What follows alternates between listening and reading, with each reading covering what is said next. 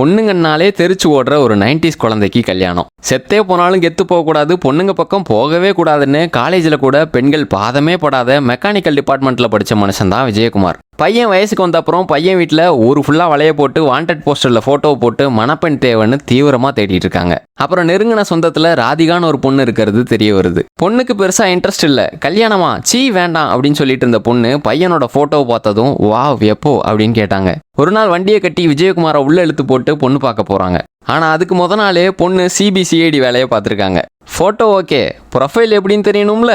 ஒரு ஃபேக் ஐடியில் தலைவனுக்கு இன்ஸ்டாவில் ரெக்வஸ்ட் அனுப்பியிருக்காங்க. நம்மால் யாரு நேரில் யாராவது ஹாய் சொன்னா கூட பின்னாடி யார்ட்டையோ பேசுகிறாங்கன்னு நேராக போயிடுவாப்புல.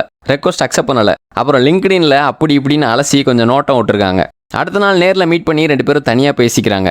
அம்முனி நோட்டம் விட்டது ஐயாவுக்கு நோட்டிஃபிகேஷனாக போயிருக்கு. அவன் லிங்க்டின்ல வேலை தேடுவான், நீ வேலை இல்லாமல் என்னைய தேடி இருக்கியான்னு கலாய்ச்சிட்டு அப்படியே நிறைய பேசியிருக்காங்க. 2 பேரோட எண்ண ஓட்டங்களும் ஒரே மாதிரி ஓடினதுனால செம்மையாக செட் ஆயிடுச்சு. ஏங்க பல்லு பிடிச்சி போய் எவனாவது கல்யாணத்துக்கு ஓகே சொல்லுவானா?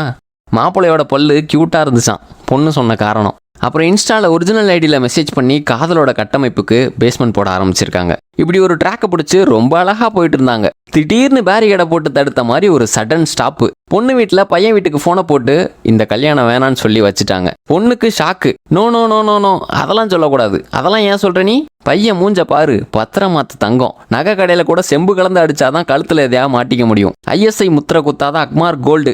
இதை நான் எங்கன்னு போய் தேடுவேன். இப்பெல்லாம் பேசி கையில் காலில் விழுந்து குட்டிக்கரணம் போட்டு பொண்ணு வீட்டில் ஓகே வாங்கிட்டாங்க. அந்த சைடு பையனும் ராதிகாங்கிற பேர் வச்சவை ஏற்றுற விளக்கு தான் பிரகாசமா எரியும்னு என்னென்னமோ கதையை கொடுத்து கன்வின்ஸ் பண்ணிட்டாரு. கல்யாணத்துக்கு இடையில பார்க்கு, பீச்சு, தேட்டரு, கோவில்னு 2 பேரோட கால் படாத இடமே இல்லை. ஃப்ரம் பொள்ளாச்சி டு சென்னை சுமார் 500 கிலோமீட்டர் தாண்டி வந்து இந்த அழகு முகத்தை 5 மணி நேரம் பக்கத்துல இருந்து பார்த்துட்டு அங்கிருந்து கிளம்பிடுவாரு. கண்டதை பேசுறது, கண்ட மணிக்கு திங்கிறது, கண்களை திறந்து வச்சுக்கிட்டே கார் வாங்கணும், வீடு கட்டணும்னு கனவு காண்றது, இப்படியே அழகா போச்சு.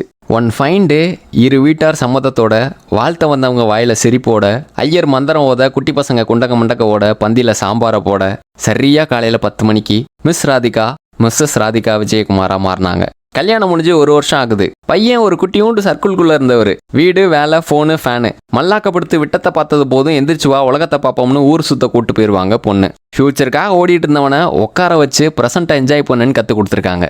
பெண்கள் வாடையே இல்லாமல் வாழ்ந்த மனுஷன் பொண்டாட்டிக்கு செய்கிற மேகியில் முட்டை உடச்சு ஊற்றவா, வெங்காயம் நறுக்கி போடவான்னு கேட்டுக்கிட்டு இருக்காரு. குட்டி குட்டி சர்ப்ரைஸ், அர்த்தராத்திரி காஃபி, அப்பப்போ அவுட்டிங்ஸ்னு அழகாக போயிட்டு இருக்கு. எனக்கு என்னன்னு தனித்தனியாக வாழ்ந்துட்டு இருந்த வாழ்க்கையை எனக்கானவன் எனக்கானவள்னு சேர்ந்து வாழ ஆரம்பிச்சிருக்காங்க. கடக்க வேண்டிய பல மைல் தூரத்தில் முதல் அடி மட்டும்தான் முடிஞ்சிருக்கு. Wish you all the best for your அடுத்த அடிகள்.